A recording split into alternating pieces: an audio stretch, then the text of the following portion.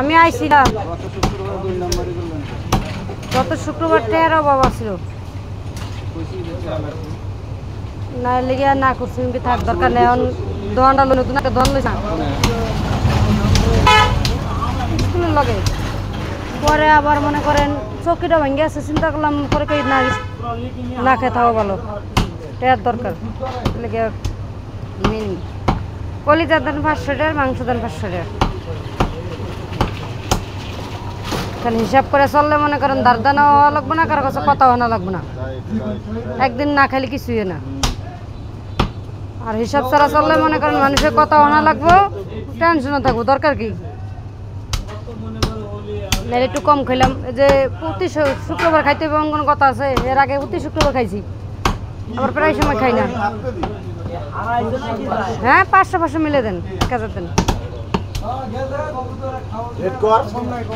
হ্যাঁ 500 কলিজা দিয়ে আবার 500 মাংস দিয়ে দেন মাংস সিনারতে দিন সিনার মাংস খাইতে একবার ভালো লাগছে গড়িয়ে এলাম দিয়ে রাখছি কই 7টা বাজাম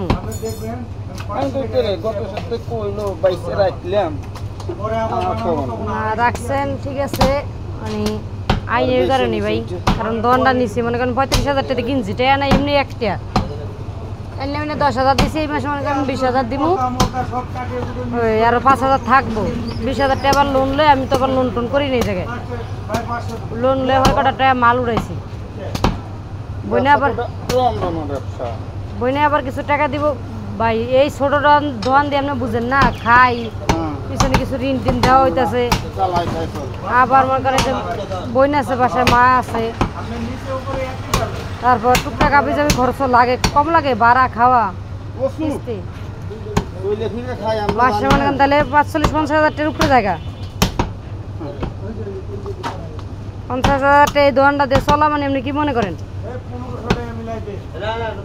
বিশাল কিছু আল্লাহর রহমত আছে দেখে হয়তো চলতে পারতাছি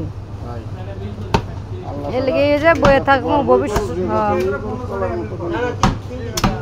ভালো আছো বয়ে থেকে তো লাভ নাই ভবিষ্যৎ আছে লেগে মনে করে দোকানটা নিছি যে যাই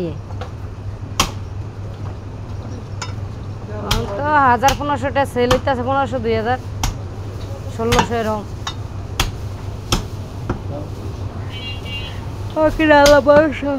মাল টাল তুলি দেয় কি হয়